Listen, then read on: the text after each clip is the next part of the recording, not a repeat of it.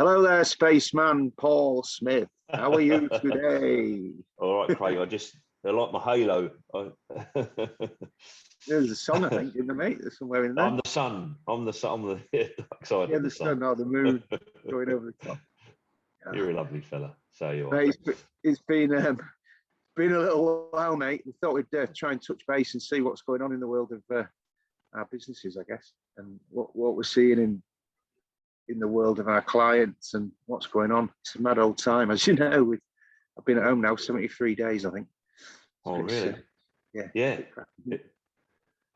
I must admit, I didn't even realise it was Friday today. You know, it's that sort of feeling these days. You lose track of time. I mean, one of the things that was talking about, and I guess he keeps coming up, is co-working and uses of buildings and stuff like that. And where, you know, we see in some of the stuff we're getting involved with that the space in the bottom of the buildings is changing. You know, the lobbies aren't such a small box anymore. There's everything going on in there now and putting a lot of money in it. What are you seeing in what you're doing and around making the buildings a bit different? Like, it's similar to that. I mean, the commercial office space has been fairly active, you know, considering the situation that we're in. You know, it's really interesting. A lot of it is an analysis on what can be achieved, but you know, putting a lot of thought into co-working and introducing co-working spaces in existing buildings, and it seems to me that it's all sort of moving in a direction, you know, more flexible working generally. Is that as a tenant or as a landlord, do you think?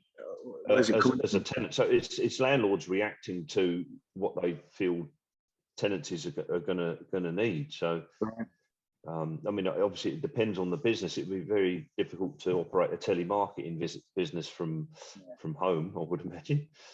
But there's, you know, obviously there's lots of businesses that could be more flexible, and we're a good case in point, as I'm sure that you are, Craig. That, you know, we do. Having an office space is important to some degree, but we're finding that working from home has been quite successful. Some people are wearing a bit thin, I guess, in terms of, you know, including myself, you know, that interaction with people is definitely missed. So that will never go away, but it's definitely a more flexible working environment is called for, and that's the sort of thing that some of this co-working analogy could bring about in different formats, of course. Interesting, because we were at the point of doing some work in our office, and you know, turning it into a nicer space and all them kinds of things. But I think it's made us think a little bit differently about how we do it, because as you say, I mean, some people I know I work with every day want to be back in the office, but I guess when they get there, maybe don't want to be there 5 days a week anymore, do they? Yeah, that's it. Exactly it. So, there'll always be important days, and there will always be important moments when everybody needs to be together, and it might just be a social interaction, or, you know, if you've got a company that's a number of different hubs, you know, people need to get together periodically to align. So is that different to activity-based working, that ABW that everybody was on board with not too long back, or is it? Is it a similar thing or different? Yes. I mean, it's similar. I guess it's flexible working.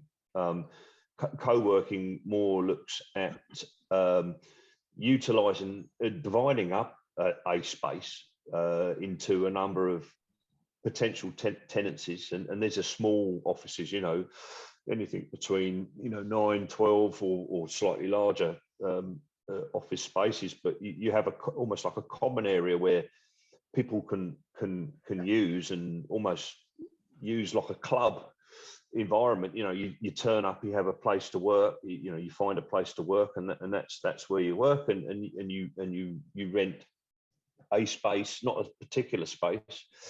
Right. And you know, obviously you've got the tenancies, people in their tenancies, they might necessarily just stay in the tenancy, they might go into the common area, and, you know, them interacting with people who are from other businesses. And so I guess it would be more synonymous at this point in time with startup companies and smaller companies that don't need big spaces. But you could imagine larger entities working towards that, with this flexible working environment that is manifesting itself from lockdown, from COVID. Demonstrating that it can be done, forcing us to do it in some ways, but so you're finding to see that the building. Sorry, so you're finding that the buildings are actually capable of dealing with it rather than not, if you know what I mean. Yeah, I mean, I think basically, if you did it across the board of a building, if you did a whole building, that would not be practical. But certain components of buildings, dedicated floor levels, and it might only be tied down to 1 or 2 floor levels, but we're finding that you can work them into existing base building services. You might have to enhance certain elements of those. And certainly you're providing more cooling generally because the denser working environments, and base building can't deal with all of that. So you're almost providing additional supplementary tenancy cooling to deal with that. So providing a building can accommodate that in terms of power, the riser space, and particularly the floor branch sizes.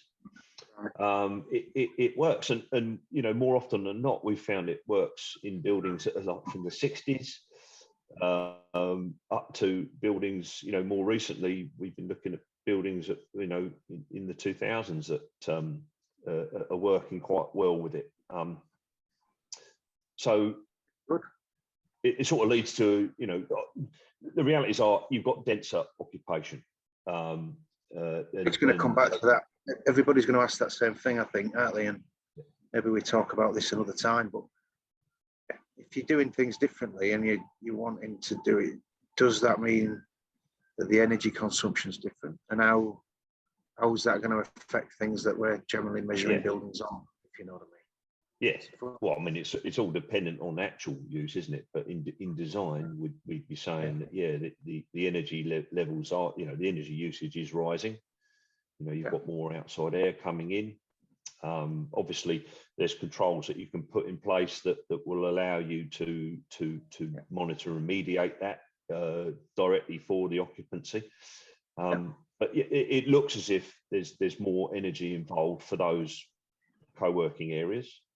It's interesting, I think what we'll do, if we can, I think it's something we've been talking about before, is that what's going to happen, and analysis is being done. Co-working's actually working out in the older buildings as well. It's probably better in the older ones in some respect than the newer one. Yeah, possibly. And, less honed. and you also you're seeing that people are doing it. So it's appetite. 12 and 18 months since we've been locked down, if you like, on and off. Things are actually happening. It's good, isn't it? Yes, that's it. It's an whole new world, mate. Absolutely. It's opened up a lot of doors. If I'm honest, I didn't think that we'd be able to get through this as Voss Group. I wasn't sure if we would be able to react to this, and I've said it before. It's been amazing. People have been, how the comms infrastructure has stood up, and how our own